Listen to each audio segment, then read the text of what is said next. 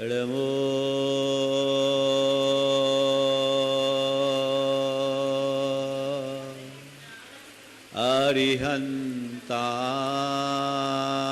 अरिहन्ताणम्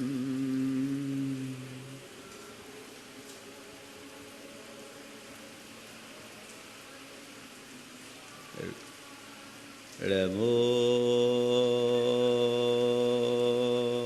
सिद्धाणम्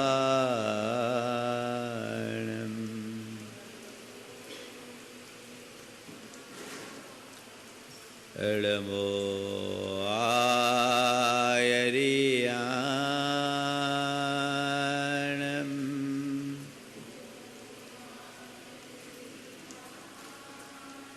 नमो वज्रायाणम्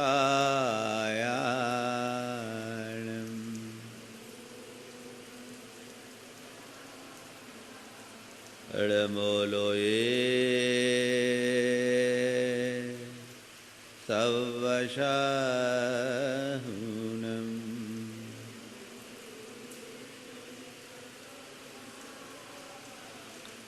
एषो पंचनमोयारो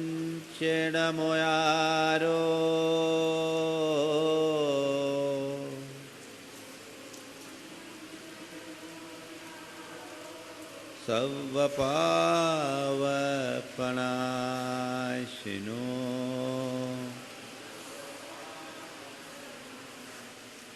मंगलार्णं च सवेसिं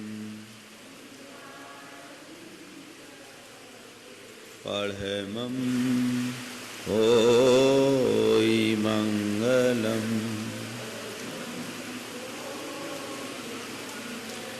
जय बोलो देवादिदेव 1008 श्री भगवान महावीर स्वामी की जय जय जय। अहिंसा परमो धर्म की जय जय जय। परम पूज आचार्य गुरुवर श्री विद्यासागर जी महाराज की जय जय जय।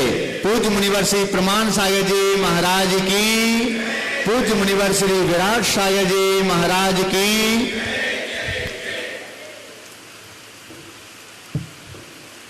भगवान ऋषभदेव की स्तुति करते हुए आचार्य मानतुंग प्रभु के प्रातिहार्य रूप वैभव का वर्णन करते हुए कहते हैं, प्रभु आपके मस्तक का अशोक वृक्ष सबके शोक को हरने का प्रतीक बनकर कह रहा है, अपने मन का शोक मिटाना है तो प्रभु की शरण में आओ। आपका यह दिव्य सिंहासन ऐसा प्रतीत हो रहा है मानो आप मेरु पर्वत पर उगते हुए सूर्य की भांति प्रकट हो रहे हो। आपके ये 2-3 छत्र तीन लोक में आपके एक छात्राधिपत्य का प्रतीक बनकर आपकी महिमा और गरिमा को ख्यापित कर रहा है।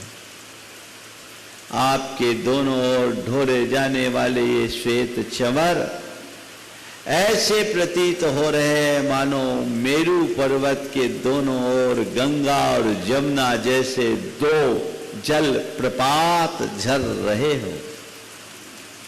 आपके ऊपर देवों के द्वारा की जा रही पुष्पों की वर्षा ऐसी प्रतीत हो रही है मानो आपके वचनों के पुष्प झर रहे हो। और आपकी आकाश में आपके जय जयकार के साथ देवों के द्वारा बजाई जाने वाली दुंदुभी आपके त्रिजगत परमेश्वरत्व को प्रकट कर रहे हैं। सर्वत्र आपके जयगान का प्रतीक बना हुआ है और इसके साथ आपका ये भामंडल सबके लिए अद्भुत आकर्षण का केंद्र बना हुआ है। आपके चारों ओर फैला हुआ ये प्रभामंडल आपके आत्म तेज का प्रतीक बनकर इस लोक के सबसे तेजस्वी पुरुष के रूप में आपको प्रतिष्ठापित कर रहा है। आपके उस तेज के आगे सूर्य और चंद्रमा का तेज भी फीका पड़ता है। एक दो नहीं, करोड़ों सूर्य और चंद्र का तेज भी आपके तेज के आगे निस्तेज होता है। कल मैंने इसी संदर्भ में बात की थी और आप सबसे कहा था कि हमारे शास्त्रों में ऐसा वर्णन आता है कि भगवान के उस भामंडल में देखने वाले को अपने 7 भाव दिख जाते हैं।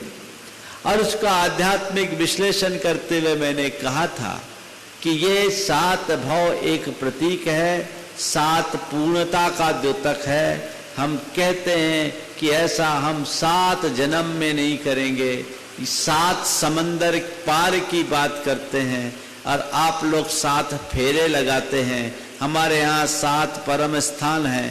ये पूर्णता का द्योतक है। भगवान के इस दिव्य आभा मंडल में 7 भाव दिखते हैं, ये पता नहीं, लेकिन ये तय है जो भगवान की छवि में अपनी छवि को निहारता है वो अपने जीवन को समग्रता से जान लेता है, इसमें कोई संशय नहीं।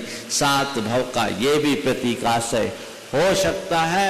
और इसकी वैज्ञानिक प्रक्रिया को रेखांकित करते हुए मैंने कहा था कि चेतना के घनीभूत होने पर हमारे ज्ञान के संस्कार किस तरह से उद्घाटित होते हैं। आज पुनः इससे जुड़ी हुई कुछ और बातें, ये भामंडल हमारे लिए किस स्तर तक प्रभावित करता है और इसका स्वरूप क्या है, हम फिर से चर्चा करेंगे। पुनः एक बार उस छंद को दोहरा लें। शुंभत प्रभावलय भूरि विभा विभोस्ते,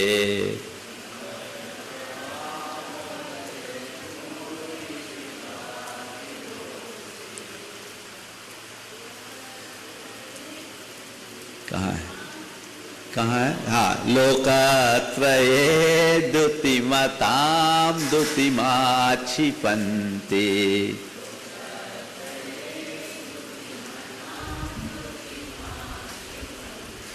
प्रोद्यद्दिवाकर निरंतर भूरि संख्या,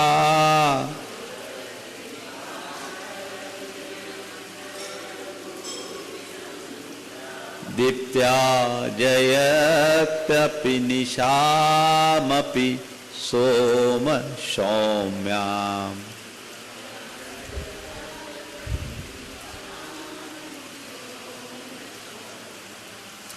हे भगवान,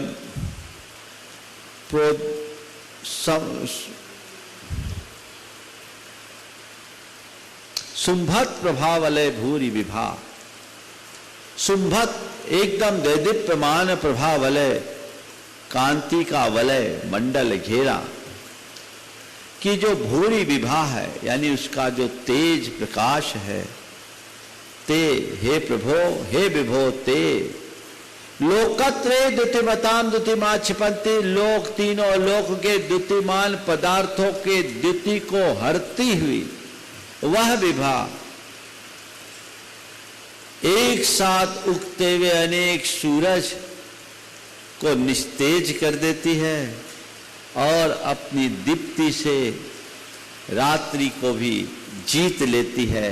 चंद्रमा के समान सौम्य शीतल दीप्ति से रात्रि को भी जीत लेती है। बात प्रभावलय की है, बात भामंडल की। आज विज्ञान में इस बात को बहुत मान्यता दी गई है और ये कहा जाता है कि हर व्यक्ति का अपना एक आभा मंडल होता है। आभा मंडल क्या है? हमारे शरीर से जो ऊर्जा की किरणें विकिरित होती है उसी को आभा मंडल कहते हैं।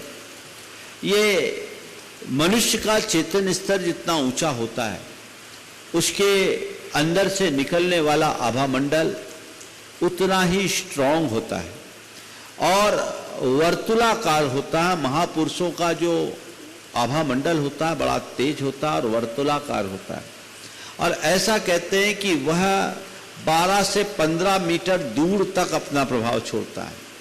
ये आभा मंडल का प्रभाव है। लेकिन जो व्यक्ति नकारात्मक सोच से जुड़े होते हैं, जिनका चित्त विखंडित होता है, जिनका चित्त चिंतन विकृत होता है, उनका आभा मंडल बड़ा विखंडित होता है, वो ज़्यादा नहीं रहता, निस्तेज रहता है। और हम अपने अनुभव में भी देखते हैं, किसी किसी व्यक्ति को देखते ही उसके प्रति एक अलग प्रकार का खिंचाव सा आता है। और कई व्यक्ति ऐसे होते हैं जो सुंदर होने के बाद, स्वरूप होने के बाद भी हमारे लिए अपना प्रभाव नहीं छोड़ पाते। ये उस व्यक्ति के आभा मंडल का प्रमाण है। हम ऐसा भी जानते हैं कि हम जैसे व्यक्ति के संपर्क में आते हैं, हमारे मन में वैसा भाव आने लगता है। जब हम किसी संत के चरणों में जाते हैं, उनके आभा मंडल में आते हैं, हमारे अंदर शांति की वृद्धि होने लगती है। और हम कभी किसी क्रोधी, क्षुब्ध या नकारात्मकता से भरे व्यक्ति के संपर्क में आते हैं तो हमारे अंदर भी वैसी नकारात्मकता विकसित होने लगती है। ये अल्टीमेटली एक दूसरे के आभा मंडल के प्रभाव का प्रभाव है। जो महान आत्माएं होते हैं, जिनका आभा मंडल बड़ा प्रभावी होता है, उनके आभा मंडल से सामने वाला प्रभावित हो जाता है, पर वो किसी से प्रभावित नहीं होते। तो ये चीजें लोगों की चलती है, बनती है, बदलती है। और इस पर काफी शोध हुआ है, विज्ञान विकसित हुआ। आज से 50 वर्ष पहले रूस में एक प्रयोग हुआ। एक वैज्ञानिक किर्लियान, रुडॉल्फ किर और किर्लियान, ये दो वैज्ञानिकों ने मिलकर एक शोध किया। और उस शोध के आधार पर इस पूरे के पूरे व्यवस्था को बनाया कि हम हर मनुष्य के अंदर से जो किरणें निकलती है उसकी फोटोग्राफी की गई। इसको बोलते हैं किर्लियान थेरेपी। उससे जो फोटोग्राफ्स लिए जाते हैं, उसके आधार पर ये जाना जाता है कि इस व्यक्ति को आने वाले 6 महीने बाद कौन सी बीमारी हो सकती है, उसका आकलन आज हो सकता है। ये हमारे बढ़ते हुए आभा मंडल का प्रभाव है। और एक प्रयोग किया गया, हमारी भावनाओं का ब्रह्मांड पर, वातावरण पर कैसा प्रभाव पड़ता है। पानी पर प्रयोग किया गया, सामान्य जल को रखा गया, नकारात्मक भावना से भरे व्यक्ति के हाथ का जल रखा गया और एक ऐसे व्यक्ति के हाथ का जल रखा गया जो बहुत सकारात्मकता से भरा हुआ है। आप सुनकर आश्चर्य करेंगे, जब सकारात्मक व्यक्ति के हाथ से भरे हुए जल को पौधों पर सींचा गया तो पौधों की वृद्धि दर 200% बढ़ गई। सामान्य जल को सींचा गया तो सामान्य रहा, और नकारात्मक भावना से भरे हुए व्यक्ति के हाथ के जल को जब भरा पर वृक्षों पर, पौधों पर सींचा गया तो वो पानी भी तेजाब का काम करने लगे, वो पौधे जलने लगे। ये हमारी भावना का प्रयोग है। अभी लगभग 15 वर्ष पहले जापान के एक वैज्ञानिक इमोटो, जिसके माध्यम से इमोटोलॉजी नाम का एक सिद्धांत विकसित हुआ, बोसारो इमोटो, उसके नाम से एक इमोटोलॉजी नाम का सिद्धांत विकसित हुआ। और उन्होंने पाया कि हमारी भावनाओं का पानी जैसी वस्तु पर बड़ा गहरा असर पड़ता है। और प्रयोग किया कि पानी को के बोतल में लेबल लगाया गया कि तुम देवदूत हो, तुम्हें धन्यवाद। और दूसरे बोतल में लगाया गया, तुम यमदूत हो, हम तुम्हें मार डालेंगे। इस आशय के केवल लेबल लगाए गए पानी के बोतल पर, और उस पानी को -20 डिग्री पर जमाया गया और उसका रवीकरण किया गया। रवाकरण करने के बाद जब माइक्रोस्कोप से उसके फोटोज लिए गए, वो बड़े चौंकाने वाले थे। माइक्रोस्कोप से उसके फोटो लिए गए, बहुत चौंकाने वाले थे। उस फोटो में आप सुन के आश्चर्य करेंगे, मेरे पास भी वो फोटोग्राफ्स है, शायद यहाँ हो, मेरे संग्रह में है, जिनमें लिखा गया कि तुम देवदूत हो, तुम्हें धन्यवाद। तो वो फोटो ऐसे खिले मानो कोई फूल खिला हुआ हो। और जिनके लिए लिखा गया कि तुम यमदूत हो, हम तुम्हें मार डालेंगे, तो वो फोटोज ऐसे निकले मानो कि कंकालों का ढेर। हाँ, ये फोटोज है, देखिए।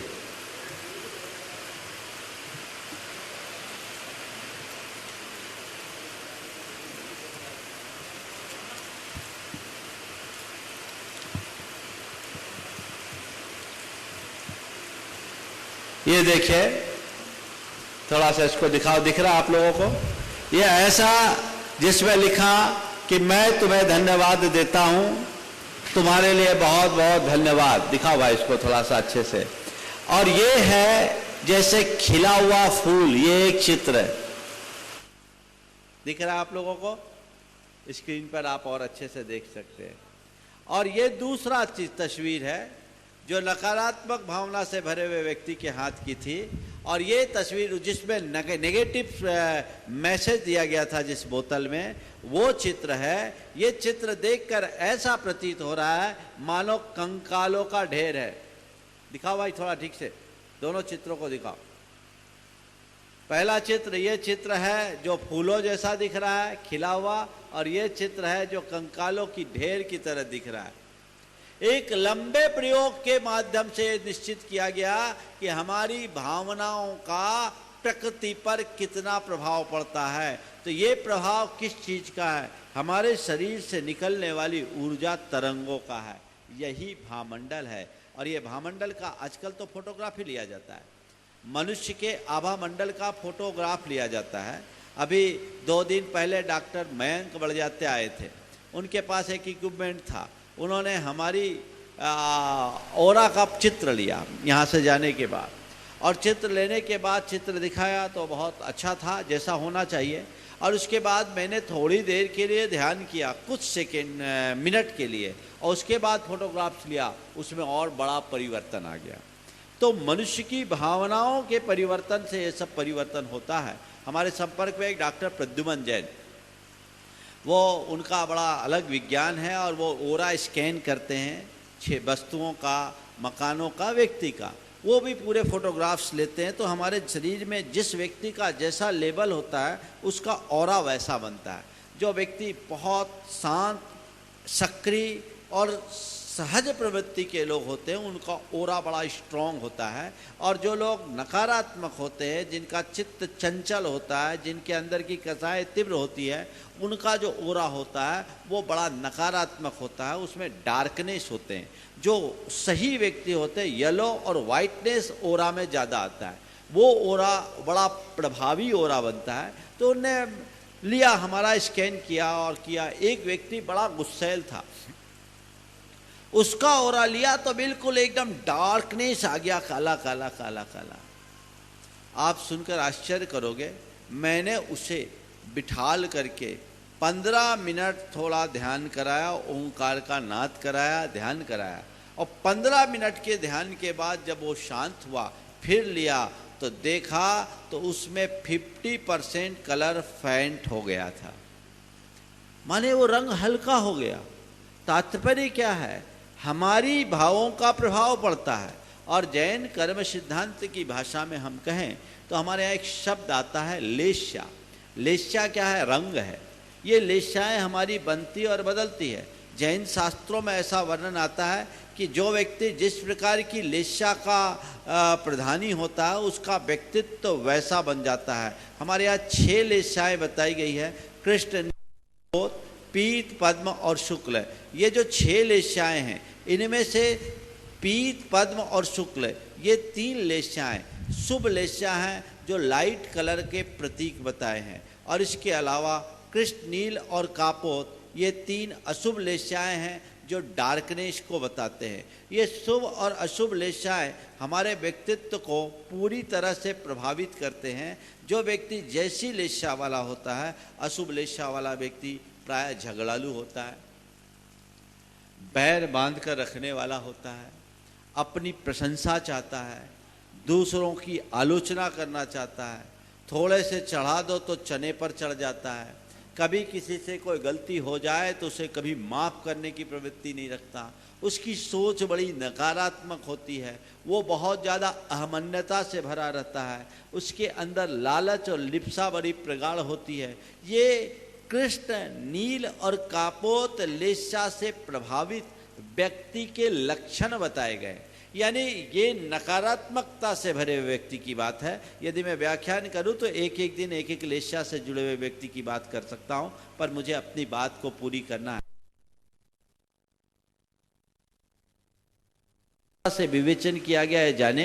ये जैन मनोविज्ञान की एक अभिव्यंजना है जो ये बताता है कि व्यक्ति की लेशा में परिवर्तन होता रहता है और भाव धारा को बदल दे तो कृष्ण लेशा वाला व्यक्ति भी शुक्ल लेशा में परिवर्तित हो सकता है, और भाव धारा बिगड़ जाए तो शुक्ल लेशा वाला भी कृष्ण लेशा में आ सकता है। जो बात मैं आपसे कहना चाह रहा हूँ वो यही है, अशुभ लेशा वाले के अंदर नकारात्मकता होती है और शुभ लेशा वाले शांत होते हैं, सहज होते हैं, सरल होते हैं, सकारात्मक होते हैं, समतावान होते हैं। किसी के प्रति कितना भी बड़ा अपराध हो जाए तो उसको क्षमा करने की क्षमता रखते हैं। और जैसे जैसे लेशा की विशुद्धि बढ़ती है व्यक्ति का व्यक्तित्व उतना निखरता जाता है। तो ये हमारे भावों का रंग है, भावों के रंग के हिसाब से हमारी लेशा की विशुद्धि में परिवर्तन आता रहता है। तो हम भगवान का जब ध्यान करें, भामंडल प्रातिहार्य के साथ जब हम भगवान का ध्यान करते हैं तो उस ध्यान के बदौलत हमारी लेशा विशुद्धि बढ़ती है, हमारी भाव विशुद्धि बढ़ेगी। जैन कर्म शास्त्र कहते हैं कि जीवन में जो कुछ भी रूपांतरित होता है वह शुभ लेशा के माध्यम से होगा। यानी जब तक तुम्हारी भाव विशुद्धि अच्छी नहीं होगी तुम अपना आत्मोद्धार नहीं कर सकते। भाव धारा को बदलो, तुम्हारे अंदर सकारात्मकता होनी चाहिए, ये सकारात्मकता ही तुम्हारे जीवन उत्कर्ष का आधार बनेगी। तो ऐसी सकारात्मकता को उत्तरोत्तर बढ़ाने की हमारी कोशिश होनी चाहिए और वो भावधारा बढ़ेगी विशुद्धि से, और विशुद्धि का निमित्त है भगवान। हम भामंडल के प्रातिहार्य के साथ यदि इसका नियमित ध्यान करें तो हमारे अंदर कई गुनी विशुद्धि बढ़ेगी। ऐसी विशुद्धि भी बढ़ सकती है कि वो आपके सम्यक दर्शन का निमित्त बन जाए। तो ऐसा ये भामंडल है, भगवान का भामंडल अद्वितीय भामंडल होता है, सभी को अपने प्रभाव में लाने में समर्थ हो जाता है। ऐसी हमारे अंदर भूमिका बने और हम उस भावधारा को अपने अंतरंग में उद्घाटित कर सके, ऐसा प्रयास हमारा होते रहना चाहिए। तो ये भामंडल के संदर्भ में मैंने आप सबसे बात की। हम नियमित अगर भावना योग करते हैं तो हमारा भाव बहुत तेजी से बदलेगा और वह हमें आगे चल कर के ये भाव हमारे स्थायी भाव बन जाएंगे तो हमारे व्यक्तित्व में बहुत बड़ा निखार ला सकते हैं। जिन लोगों का स्वभाव बड़ा प्रचंड है, बात बात में जिन्हें गुस्सा आता है, उन्हें चाहिए कि वो इसका ध्यान करें और वो बड़ा शांत होगा। मैंने कहा था कि 8 प्रातिहार्य अलग अलग शक्तियों के प्रतीक है। हमने अशोक वृक्ष को धृति का प्रतीक कहा था, उसके उपरांत सिंहासन को कीर्ति का प्रतीक कहा था, आपके चमर को क्षमता का प्रतीक कहा था, पुष्प को शांति का प्रतीक कहा था। आज ये आपका भामंडल है, भामंडल कांति को वृद्धि कराता है, कांति की वृद्धि का प्रतीक है। यह मनुष्य की कांति को, आंतरिक कांति को बढ़ाने में सहायक है। आगे चले हम अगले छंद को ले। आज मैं प्रातिहार का प्रकरण पूरा करने जा रहा हूँ। 2 प्रातिहार, एक प्रातिहार और एक अतिशय भगवान का बाकी है, उसे लेकर के पूरा करूँगा। स्वर्गा पवर्ग गम मार्ग विमार्ग नेष्ट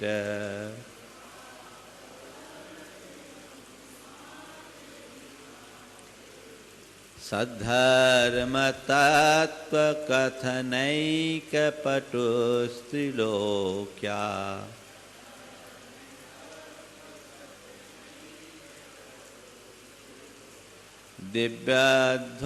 दिव्यध्वनिर्भवति ते विशदार्थ सर्व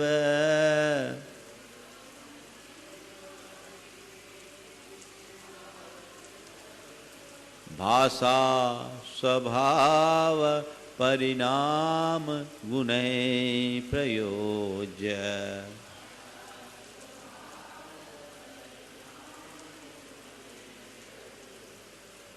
स्वर्गा पवर्ग गम मार्ग विमार्गनेष्ट। स्वर्ग और अपवर्ग में गम यानी जाने के, मार्ग को विमार्गन यानी बताने में जो इष्ट है, सक्षम है। भगवान की वाणी की चर्चा चल रही है। अंतिम प्रातःहार्य है दिव्य ध्वनि। वह दिव्य ध्वनि कैसी होती है उसकी चर्चा आचार्य मानतु के शब्दों में हम सुने। स्वर्ग और अपवर्ग यानी मोक्ष को जाने के मार्ग को बताने में जो इष्ट है समर्थ है। सद्धर्म तत्व कठनैक पतुष्ट लोक क्या, तीन लोक में सद्धर्म रूपी तत्व को प्ररूपित करने में जो एकमात्र पटु है, जिसके माध्यम से सद्धर्म की प्ररूपणा की जा सकती है, इसके अलावा और कोई नहीं कर सकता। दिव्य ध्वनि भवति ते विशदार्थ सर्व, भाषा स्वभाव परिणाम गुण ही प्रयोज्य। सर्व भाषा स्वभाव परिणाम गुण ही प्रयोज्य। सर्व भाषा स्वभाव के परिणाम के गुण से युक्त, विशदार्थ स्पष्ट अर्थों से युक्त, ते दिव्य ध्वनि ध्वलति, आपकी दिव्य ध्वनि सब तरफ गुंजायमान होती है। आपकी दिव्य ध्वनि सब तरफ होती है। हम लोग जो प्रवचन दे रहे हैं ये माइक के माध्यम से सब तरफ जा रहा है और चैनल के माध्यम से 120 देशों में जा रहा है। ये दिव्य ध्वनि है, दिव्य ध्वनि नहीं है, ये हम लोगों का प्रवचन है। पर आज टेक्नोलॉजी के माध्यम से हमारी बात को सारी दुनिया में पहुंचाई जा रही है। तीर्थंकरों के काल में भी एक टेक्नोलॉजी थी। उनके दिव्य ध्वनि को उनकी भगवान जो बोलते उपदेश देते हैं, एक तो सबसे पहली बात ध्यान के रखने की है, भगवान की वाणी ओंकारात्मक होती है। कैसी होती है? वो एक प्रकार की नाद होती है और उस वाणी को देवगण, मागध जाति के देव होते हैं, वो सर्व भाषा रूप परिणमा देते हैं। और ऐसी वाणी होती है कि सभी लोग उसे अपनी अपनी भाषा में समझ लेते हैं। मनुष्य क्या, पशु पक्षी भी समझ लेते हैं। सब असंख्य प्राणी भगवान के उस समो शरण में रहते हैं, लेकिन एक भी व्यक्ति ऐसा नहीं है जो वाणी न सुन पाए।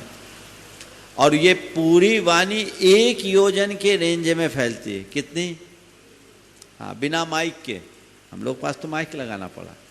मागध जाति के देव 1 योजन तक भगवान की वाणी को फैला देते हैं और सर्व भाषा रूप परिणमा देते हैं।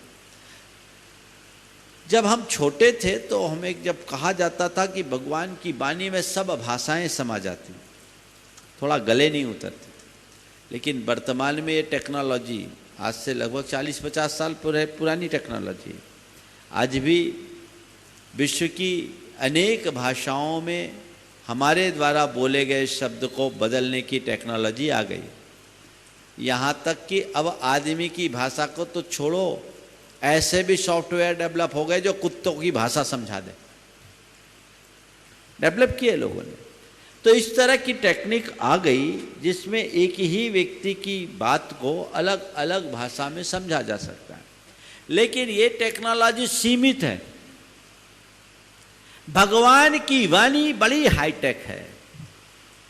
उनकी बात को हर कोई समझेगा, एक भी व्यक्ति वंचित नहीं रह सकता, एक भी प्राणी वंचित नहीं रह सकता। सर्व भाषा स्वभावकम, सर्व भाषा स्वभावी है, अपने आप सब सुन लेते हैं। अब ये बात थोड़ी सी कम समझ में आती, सर्व भाषा कैसे सुन ले? तो देखिए, सबसे पहली बात, भगवान की वाणी हमारी आपकी तरह वाणी नहीं है, ध्वनि है। क्या है? ध्वनि। ये ओंकारात्मक है। और वो ध्वनि, भगवान की जो वाणी होती है, वो एक योगी की वाणी है, जिन्होंने अपने योग शक्ति के बल पर अपनी चेतना का परिपूर्ण विकास कर लिया। उस योगी की वाणी जब निकलती है तो उससे उत्पन्न होने वाले वाइब्रेशंस जो भी ऑब्जर्व करता है, उसके अंदर उसकी चेतना ऐसी घनीभूत होती है कि अपने आप उसके अर्थ को समझने में समर्थ हो जाता है। भगवान की वाणी ओंकारात्मक होती है। ओम को प्रणवनाद कहा। और जैन धर्म के अनुसार ओम वांग्मय का सार है। ओम में सब कुछ समाहित है, उसकी फ्रीक्वेंसी को हम समझ नहीं पाते। देखिए, शब्द जो होते हैं उससे ज़्यादा प्रभाव ध्वनि का होता है। आपने पुराने ज़माने में देखा होगा, जब रिकॉर्ड प्लेयर चलते थे उसमें क्या रहता था, ग्रूव्स रहते थे। उस ग्रूव्स को जब प्लेयर पर लगाया जाता था, घूमते थे तो उससे आवाज़ निकलती थी। है कुछ संकेत, वहाँ कोई शब्द नहीं, लेकिन उनसे शब्द प्रस्फुटित होता है। जापान में ऐसे पत्थर के बड़े बड़े कुछ आकृतियाँ मिली जो रिकॉर्ड की तरह, उनमें कुछ ऐसे चीज़ें फीड है। हो सकता है कोई ऐसा जमाना होगा जब ऐसे बड़े बड़े रिकॉर्ड चलते होंगे, वो टेक्नोलॉजी खत्म हो गई। आज के बच्चों को रिकॉर्ड प्लेयर का कोई पता नहीं, जो आज से 30 साल पहले पैदा हुए उनको कोई पता नहीं, और उससे पीछे गए होंगे तो उनको मालूम होगा ये सब 40-45 साल पुरानी टेक्नोलॉजी है। तो अभी हमारे हाल में ही देखते देखते टेक्नोलॉजी में परिवर्तन हुआ। एक समय ऐसी टेक्निक होगी तो उस पत्थर पर अंकित ग्रूव्स को शब्द में परिवर्तित कर देने की क्षमता लोगों के पास थी। तो भगवान की ध्वनि को श्रद्धा से सुनने वाले की बात भाषा में परिवर्तित हो जाए, इसमें कोई आश्चर्य जैसी बात नहीं है, ये सहज है। और देवों के पास ऐसी टेक्नोलॉजी थी, वैसी टेक्नोलॉजी के माध्यम से अपनी बात को प्रसारित करते थे। तो भगवान की वाणी के लिए कहा गया सर्वभाषा स्वभावी। आप लोग रोज पूजन में बोलते हैं 10 अष्ट महाभाषा समेत लघु भाषा 7 शतक सुचेत, 18 महाभाषा और 700 लघु भाषाएं सब भगवान की वाणी में समाहित हो जाती, क्योंकि वह ध्वनि है, इसीलिए ध्वनि का पर्टिकुलर एक भाषा रूप नहीं है, इसलिए उसे सर्वभाषा रूप कहा।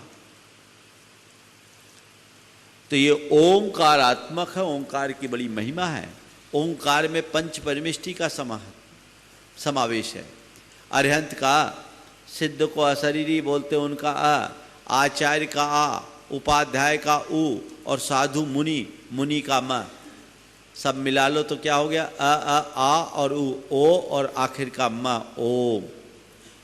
ओम में त्रिलोक है, अधोलोक, ऊर्ध्वलोक, मध्यलोक। अधोलोक का अ, ऊर्ध्वलोक का उ और मध्यलोक का म मिला दो तो ओम में त्रिलोक आ जाता है। ये ओंकार मई भगवान की ध्वनि है जो सबको फैलाती है और हमें आगे बढ़ाती है, जिससे हमारी चेतना का परिष्कार होता है। वो वैसी ध्वनि हमारी है।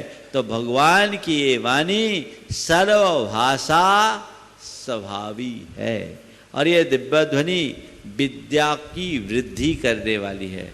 तो इस तरह भगवान के अष्टप्रातिहार युक्त मुद्रा का ध्यान करे और उस ध्यान की मुद्रा में भगवान के उस ओंकारात्मक वाणी का एहसास करे या ओंकार का नाद करे, तो आपकी मेमोरी पावर स्ट्रांग होगी, भूली हुई बातों को आप याद कर सकोगे और आपकी बुद्धि और विद्या में असाधारण निखार आ सकता है, बशर्ते आप नियमित अभ्यास करें। इस प्रकार भगवान के 8 प्रातिहार हुए। देवकृत 14 अतिशय होते हैं भगवान के। उनमें से एक अतिशय को प्रतीकात्मक रूप में आचार्य मानतुंग ने लिया है। जब भगवान विहार करते हैं तो वो बड़ी अद्भुत छटा होती है और उस अद्भुत छटा में एक चीज़ को भगवान आचार्य मानतुंग ने जोड़ा है, वो है कमल बिछने की। जब सब थोड़ा सा एक क्षण में भगवान के विहार के झलक को अपने मानस में रखे, जब भगवान का श्री विहार होता है तो भगवान कैसे विहार करते हैं, भगवान का श्री विहार होता है तो भगवान किस रूप में विहार करते हैं, ये झलक हम थोड़ा सा देखें। जब भगवान का विहार होता है सबसे आगे आगे, एक शब्द चित्र खींच रहा हूँ, बिहार के झलक को देखना, और ये बिहार का साक्षात अनुभव तो आपको गुणायतन में होगा। जब गुणायतन बनेगा तब आप भगवान का साक्षात बिहार देखेंगे। ये बिहार जब भगवान चलते हैं तो सबसे आगे धर्म चक्र, 1000 आरो वाला देव रक्षित व धर्म चक्र आगे आगे चलता है, जो भगवान के सर्व विजयी होने का प्रतीक बन करके चलता है। इसके बाद अष्ट मंगल द्रव्य लिए हुए देवियाँ चलती है, जिसमें भृंगार है, चंवर है, दर्पण है, कुंभ है, कलश है, छत्र है, बीजना है और ध्वजा है, ये और छत्ता, ये भगवान के आगे 8 मंगल द्रव्य चलते हैं। वो अष्ट मंगल द्रव्य लेकर के चलते हैं। और फिर चारों निकायों के देव बड़े आनंद उत्सव के साथ चलते हैं। गंधर्व गीत गाते हैं, किन्नरियाँ नृत्य करती है, कहीं मृदंग बजते हैं, कहीं बांसुरी बजती है, कहीं सहनाई बजती है, और चारों निकायों के देव आनंद उत्सव के साथ घोर सब प्रकार के वाद्यों के मध्य पंक्तिबद्ध एक सैलाब की तरह धरती पर चलते हैं। इंद्र कुबेर किमिच्छक दान करता रहता है, निधियाँ लुटाई जाती है, किसी की कमी नहीं। और फिर भगवान चलते हैं, भगवान के आगे सच्ची आदि 8 देवियाँ अष्ट मंगल द्रव्य लिए हुए होती हैं। इंद्र भगवान के बाजू में चलता है और भगवान के पीछे गणधर आदिक मुनीन्द्र, और फिर उसके बाद अन्य श्रावक श्राविकाएँ होते हैं, राजा महाराजा होते हैं, पशु पक्षी चलते हैं। ये भगवान के विहार का एक छोटा सा दृश्य दिया। और जहाँ भगवान के पैर रखे जाते हैं वहाँ क्या होता है, ये आगे इस छंद में। उन्नीद्र हेम नव पंकज पुंज कांति,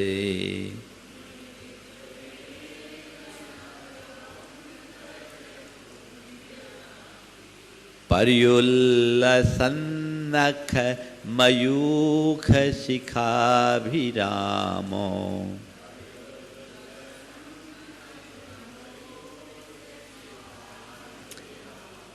पादौ पदानि तव यत्र जिनेन्द्र धत्तः,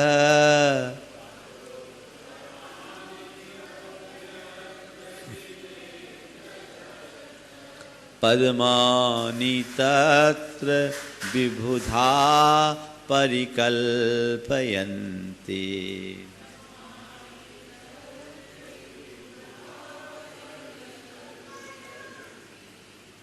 हे भगवान, जब आप विहार करते हैं तो हमने सुना है आपके प्रत्येक चरण में स्वर्णमय कमल खिलते हैं। वो कमल की संरचना कैसी होती है, कमल कैसे खिलते हैं, इसका वर्णन देखिए। उन्नीद्र हेम नव पंकज पुंज कांति। उन्नीद, उन्नीद यानी जिसकी नींद खुल गई, यानी खिले हुए। क्या? खिले हुए। सांझ ढलती है, कमल सो जाते हैं, उनकी पाखुड़ियाँ मुकलित हो जाती, और सूरज उगता है, कमल खिल जाते हैं, यानी जाग जाते हैं। तो उन्नीद्र का मतलब खिले हुए। हेम नव पंकज पुंज कांति। नव यानी नए, पंकज यानी कमल के, पुंज यानी समूह के, कांति कैसे? स्वर्णमय। हेम खिले हुए स्वर्ण के नए नए कमलों के समूह की जो कांति है, एकदम दैदीप्यमान कमल, स्वर्णमय कमल के जिसके पत्ते हैं, पाखुड़िया है। और पर्युल्लसत नख मयूख शिखा भी नामो। अरे नीचे तो कमल है, अब भगवान के नाखूनों से पर्युल्ल सन्नख, पर्युल्लसन यानी एकदम निकलती हुई, चमकती हुई नख की, मयूख यानी नख से जो किरणें हैं उसकी शिखा से अभिरामों, जो बड़ी और अभिराम बन गई है, सुंदर बन गई है। नाखूनों से किरणें निकल रही है और किरणों का रिफ्लेक्शन उन पुष्पों पर पड़ रहा है, तो और नयनाभिराम हो गया। ऐसे कमलों के समूह हे जिनेन तौ यत्र पादौ पदानि धत्तः। आपने अपने दोनों चरणों को जहाँ धत्ता यानी रखा, तत्र विबुधा वहाँ इंद्र लोग, पद्मानि परिकल्पयन्ति, पद्मानि यानी कमलों को, परिकल्पयन्ति यानी खिला देते हैं। हे भगवान, आप जहाँ अपने चरण रखते हैं वहाँ खिले हुए स्वर्णमय पाखुड़ियों वाले कमलों को, जिनकी कांति बड़ी दैदीप्यमान है और आपके नाखूनों की कांति से जो और अभिराम हो गए हैं, ऐसे कमलों को खिला देते हैं, ऐसे कमल खिला देते हैं। ये कमल है, ये कमल की रचना है। कई बार जब ये बात आती है, हमारे शास्त्रों में ऐसा लिखा, पहले तो दो बातें इसमें समझ ले जो आगम के संदर्भ में विचारने योग्य है, कि भगवान जो चलते हैं तो उनका पाद चाप होता है, हमारी तरह स्टेपिंग करते हैं। कुछ लोग कहते हैं भगवान अधर में चलते हैं, गलत बात। पादौ पदानि तव यत्र जिनेन्द्र धत्तः। दूसरी बात, ये कमल खिलते हैं तो ये इस बात का द्योतक है कि भगवान का विहार धरा पर होता है, ऊर्ध्व आकाश में 5000 धनुष ऊपर नहीं। आचार्य समंत भद्र महाराज ने भी कहा, भूरपि रम्याय प्रतिपदमासी जात विकोसाम भुज मृदुहासा। ये धरती भी आपके प्रत्येक चरण कमल में रमणीय हो जाती और उस समय उत्पन्न हुए कमलों से ऐसा प्रकट होता मानो वो हंस रही हो, मृदुहास प्रकट कर रही। तो ये चीज इन बातों से स्पष्ट होता है कि भगवान के पैर रखने के स्थान पर कमल खिलते हैं और भगवान पद चाप से चलते हैं, स्टेपिंग होती, और ये धरती पर विहार होता है। भगवान कमल से 4 अंगुल ऊपर चलते हैं। एक बात, 225 कमलों की संरचना होती है जब भगवान चलते हैं, सहस्रदल कमल। इसके विषय में बताया 8 दिशाओं माने 4 दिशा 4 विदिशा, और इनके अंतर दिशाओं में 8, ये 16 दिशाओं में प्रत्येक में 7-7 और बीच में 1। समझ गए? तो 16 दिशा, 16 अंतर दिशा और उनकी अंतर दिशा, ये 32 के 7-7 की आप गुना कर लो तो 32 गुणित 7 बराबर 224, और पादन न्यासे पद्मम सप्तपुरा पृष्ठ तश्च सप्त भवंती। ऐसा आचार्य पूज्यपाद ने कहा, एक पैर रखने के स्थान पर 7 आगे 7 पीछे, तो ऐसे पूरा 32 का घेरा बनता है, वहाँ भगवान के चरण खिलते हैं। ये हमारी आगमिक बातें हैं, पर इसे हम एक प्रतीक के रूप में लेते हैं। कई बार ऐसा लगता है कि ये चरण खिलना ये तो कुछ ज़्यादा अतिशयोक्ति जैसी है। बंधुओं, भगवान के लिए कुछ भी असंभव नहीं है, ये सब सहज संभव है, और उसी का वर्णन आचार्य मानतुंग ने किया है। लेकिन इसे एक प्रतीक के रूप में भी देखा जा सकता है। भगवान के चरणों में कमल खिलते हैं, इसका मतलब क्या? कमल लक्ष्मी और वैभव का प्रतीक है, श्री का प्रतीक है। लक्ष्मी को कमल निवासिनी कहा गया, वो कमलासनी होती है। भगवान के प्रत्येक चरण में कमलों का खिलना 3 लोक की संपदा का उनके चरणों में न्योछावर होने का प्रतीक है।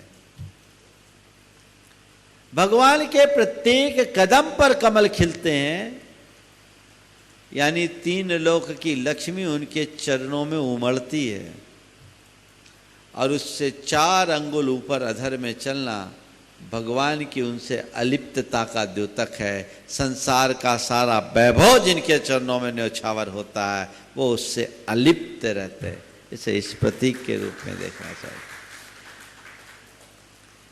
हम लोग विहार कर रहे थे, गुरुदेव के साथ थे, 1994 की बात। पाँव छिल गए थे, अक्सर मेरे पाँव तो छिल ही जाते हैं। 50-60 किलोमीटर चलते ही हमारी टायर घिसती, खून आने लगते हैं, और हमने मुनि अवस्था में कभी कोई टेप पट्टी नहीं लगाया, ऐसे ही चलते। तो सन 1994 की बात है, बीनाबारा से रामटेक जा रहे थे, तो सिवनी से रामटेक के बीच के रास्ते में, खवासा के बीच के रास्ते में सड़क बन रही थी। मोटी वाली गिट्टी डली थी, ऊपर जो बारीक डस्ट डाली जाती वो नहीं डाली गई थी, और तपन बहुत थी, गिट्टियां नस्तर की तरह चुभ रही थी। जुलाई का महीना था, बारिश हुई नहीं थी और दोपहर के टाइम में तो ऐसे तपी भी बहुत थी। पाँव छिले हुए थे, गुरुदेव के भी पाँव छिले थे, हमारे भी पाँव छिले थे, सबके पैरों से खून आ रहा था। उस समय 400 किलोमीटर का वो बिहार था। मैंने बिहार के क्रम में ऐसे ही गुरुदेव से कहा, गुरुदेव तीर्थंकरों के यहाँ बहुत अच्छा सिस्टम है, तीर्थंकरों के यहाँ बहुत अच्छा सिस्टम है। उन्होंने पूछा क्या? हमने कहा उनके लिए फूल बिछ जाते हैं।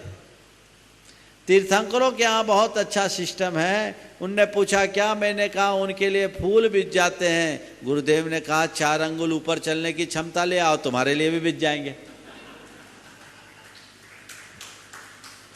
4 अंगुल ऊपर चलने की क्षमता लाओ, तब तुम्हारे लिए भी बिछ जाएंगे। एक बात समझ कर रखना, जब तक तुम वैभव के पीछे भागोगे, वैभव तुमसे दूर रहेगा।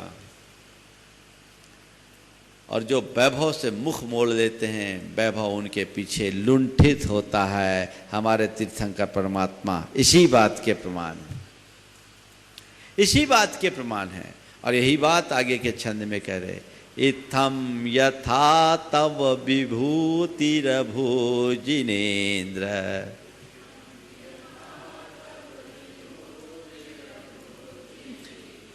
धर्मोपदेशन विधौ न तथा परस्य,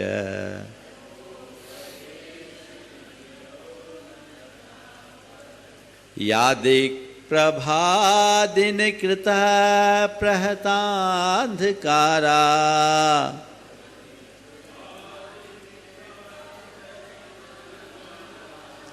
तादृक् कुतो ग्रह गणश विकाशिनोपि।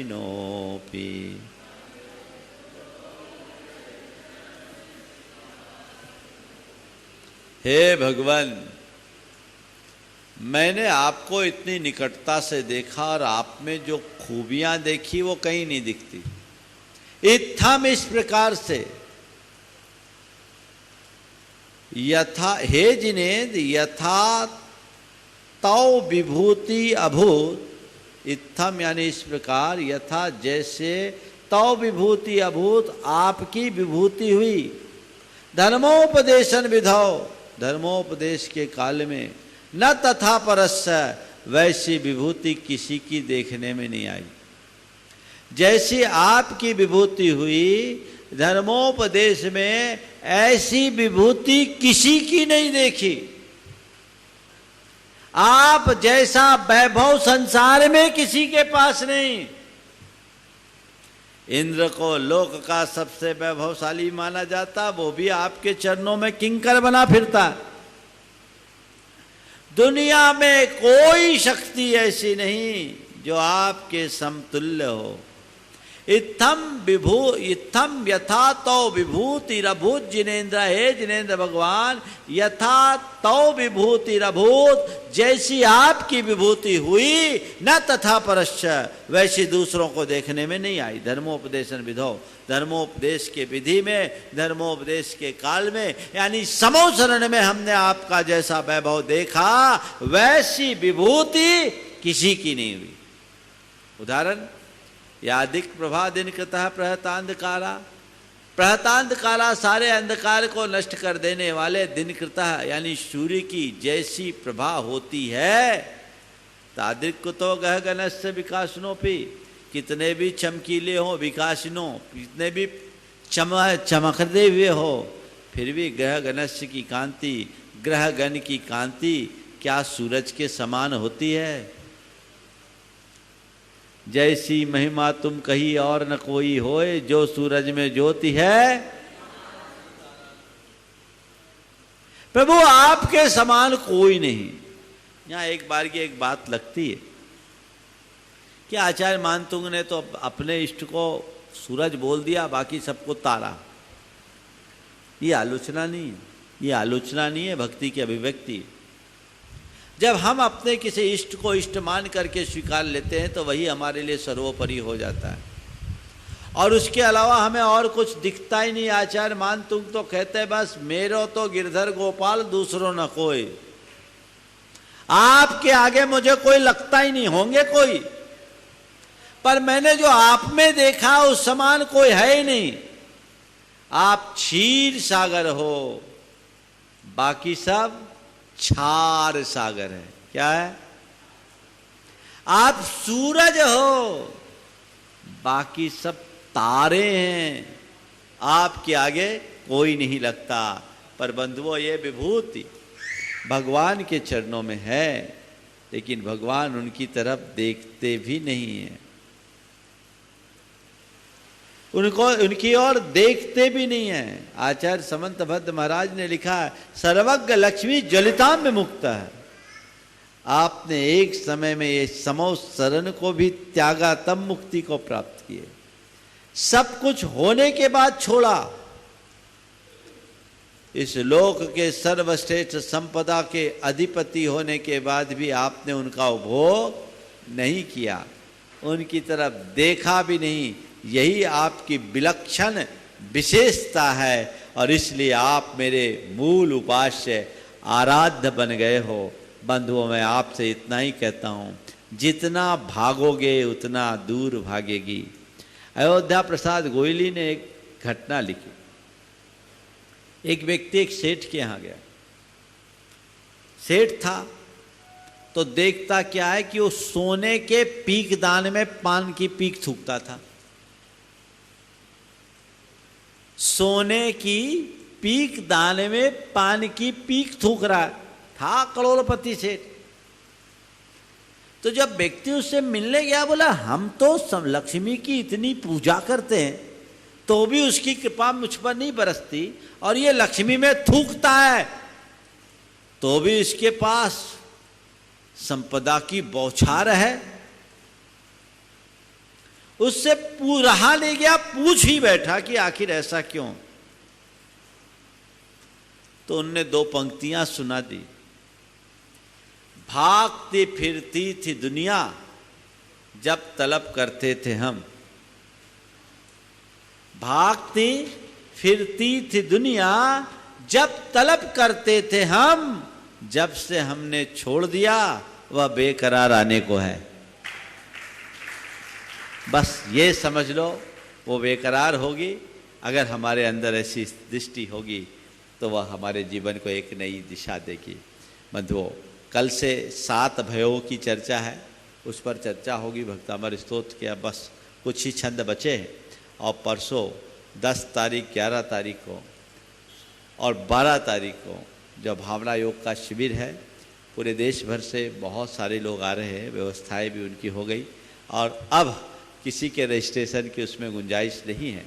पर जो लोग भी भावना योग में भाग लेने के लिए आ रहे हैं, अपनी भावना बना करके आए और कुछ इस मानसिकता से आए कि यह शिविर हमारे जीवन के रूपांतरण का आधार बने। इसके साथ ही एक और अच्छा सुअवसर आप सबके बीच है, श्रावक संस्कार शिविर का। जैसा कि अभी आपको सूचना दी गई, काफ़ी लोगों ने अपना पंजीयन करा रखा है, और जो लोग हैं अभी कुछ समय है, आप उसका लाभ लें। यहाँ की समिति ने आपकी संपूर्ण व्यवस्था बना ली है। बस होता यह है कि हर वर्ष मैं देखता हूँ, पिछले 5 सालों का अनुभव है, एट द 11th आवर लोग अपना नाम देते हैं। इस बार ऐसी व्यवस्था मैं बनाने के लिए समिति से कह रहा हूँ कि इन मौके पर आने वालों का कोई पंजीयन मत कराना, क्योंकि उससे व्यवस्था बनाने में बहुत कठिनाई होती है। जिनको आने की मानसिकता, वो ये ना सोचे कि हम वहाँ जाएं तो हमारा पंजीयन होगा।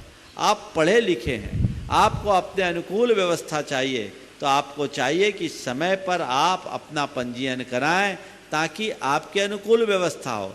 आप इन मौके पे आते हैं, ये क्षेत्र यहाँ तो एक कील भी ढूंढना हो तो बड़वानी जाना पड़ता है।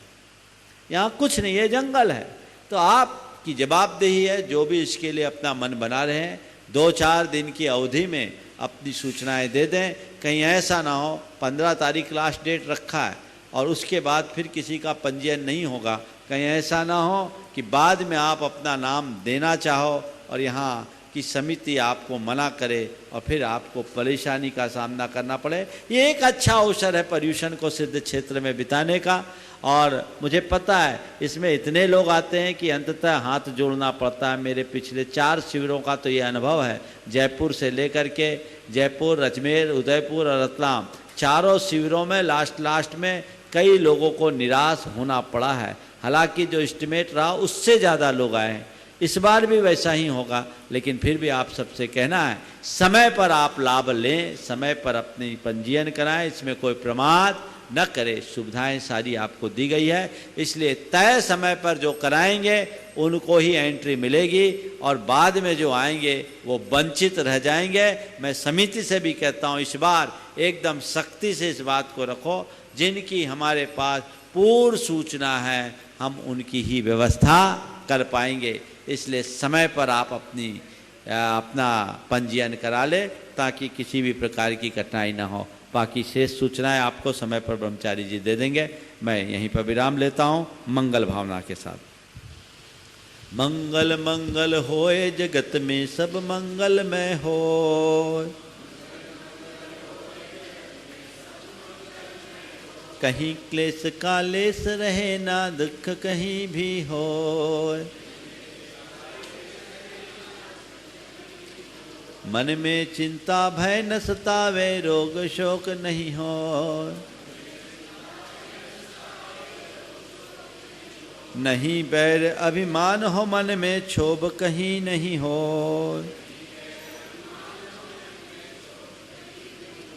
मैत्र प्रेम का भाव रहे नित मन मंगलमय हो,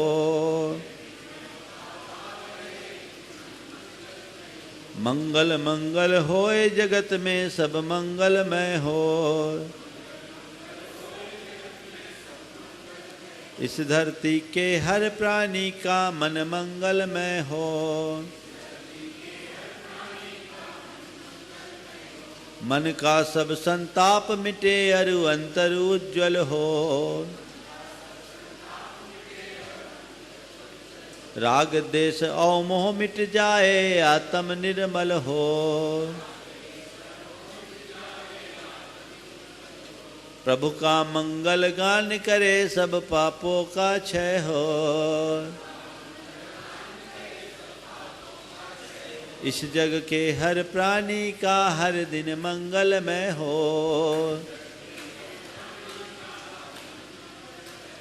मंगल मंगल होए जगत में सब मंगलमय हो,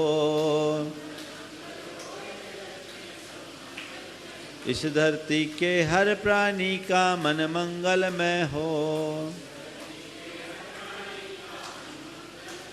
गुरु हो मंगल प्रभु हो मंगल धर्म सुमंगल हो, मात पिता का जीवन मंगल परिजन मंगल हो, जन का मंगल गण का मंगल मन का मंगल हो, राजा प्रजा सभी का मंगल धरा धर्ममय हो,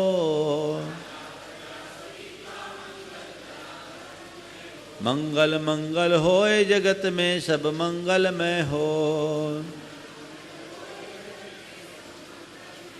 इस धरती के हर प्राणी का मन मंगलमय हो, मंगलमय हो प्रातः हमारा रात सुमंगल हो,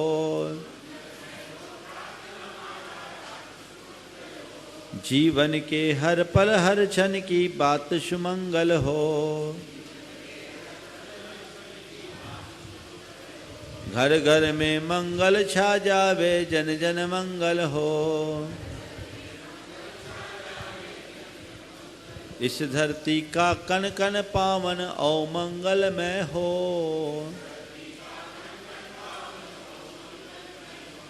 मंगल मंगल होए जगत में सब मंगलमय हो, इस धरती के हर प्राणी का मन मंगलमय हो,